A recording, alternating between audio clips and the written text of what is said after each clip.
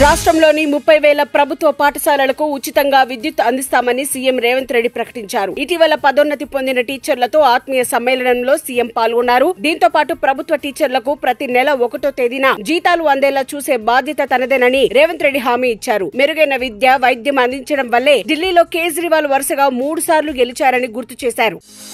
తెలంగాణ రాష్ట్ర ప్రభుత్వం job calendar ను విడుదల చేసింది. ఏ ఉద్యోగాలు ఎప్పుడు భర్తీ చేయాలనే విషయాలను క్యాలెండర్ లో స్పష్టంగా తెలిపింది. నోటిఫికేషన్ విడుదల చేసే నెల, పరీక్షలు ఎప్పుడు నిర్వహించాలనే వివరాలతో పాటు నియామకాలు నిర్వహించే ఏజెన్సీ, ఉద్యోగానికి కావాల్సిన అర్హతల గురించి అందులో పొందుపరిచారు. ఈ మేరకు జాబ్ క్యాలెండర్ ను ఉప ముఖ్యమంత్రి బట్టి విక్రమార్క అసెంబ్లీలో ప్రకటించారు. జాబ్ క్యాలెండర్ ప్రకారం టీజీపీఎస్సీ ఆధ్వర్యంలో గ్రూప్ 1 పరీక్షలు అక్టోబర్లో, గ్రూప్ 2 డిసెంబర్లో, గ్రూప్ 3 నవంబర్లో నిర్వహించనున్నారు.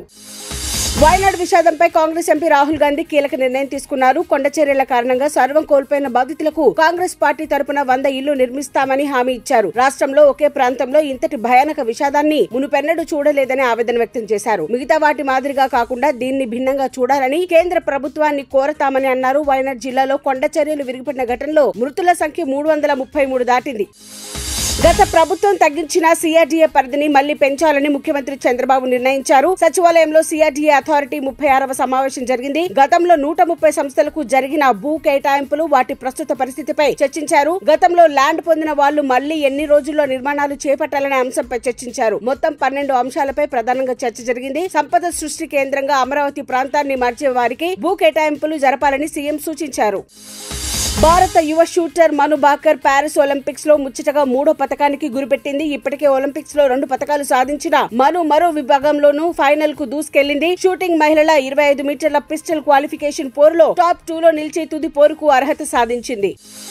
ప్రయాణికులకు సురక్షిత, సౌకర్యవంతమైన ప్రయాణం అందించేందుకు రైల్వే శాఖ ఎప్పటికప్పుడు చర్యలు చేపడుతోంది. తల్లుల ప్రయాణాన్ని సౌకర్యవంతంగా మార్చేందుకు పిల్లల కోసం బేబీ బెర్త్లను ప్రయోగాత్మకంగా అందుబాటులోకి తీసుకొచ్చింది. ఈ విషయాన్ని రైల్వే శాఖ మంత్రి అశ్విని వైష్ణవ్ రాజ్యసభలో తెలిపారు. లక్నో మెయిల్ లో 2 బేబీ బెర్త్లను ప్రయోగాత్మకంగా తీసుకొచ్చామని మంత్రి చెప్పారు. లక్నో మెయిల్ లోని ఒక కోచ్ లో 2 దిగువ బెర్త్లకు వాటిని అమర్చినట్లు చెప్పారు. ఫీడ్బ్యాక్ లో ప్రశంసలు అందాయన్నారు.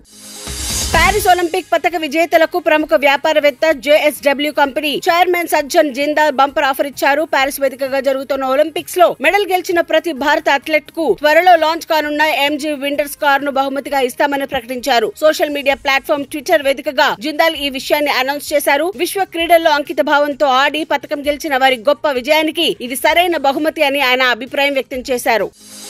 దేశీయ స్టాక్ మార్కెట్ సూచీలు వరుస లాభాలకు బ్రేక్ పడింది. అంతర్జాతీయ మార్కెట్ల నుంచి ప్రతికూల సంకేతాలతో సూచీలు భారీగా పతనమయ్యాయి. సెన్సెక్స్ దాదాపు 900 పాయింట్లు నష్టపోగా నష్టాల దాటికి నిఫ్టీ 24,700 స్థాయికి చేరింది. అమెరికాలో వెలువడిన ఫ్యాక్టరీ డేటా ఆ దేశ ఆర్థిక వ్యవస్థ మందగమనాన్ని సూచిస్తుండడం మదుపర్లలో భయానికి కారణమైంది. దీంతో ఆసియాతో పాటు మన మార్కెట్లు నష్టపోయాయి. ఇన్వెస్టర్ సంపద ఒక్క సెషన్ లోనే దాదాపు 5 లక్షల కోట్లు తుడుచుకుపెట్టుకుపోయింది.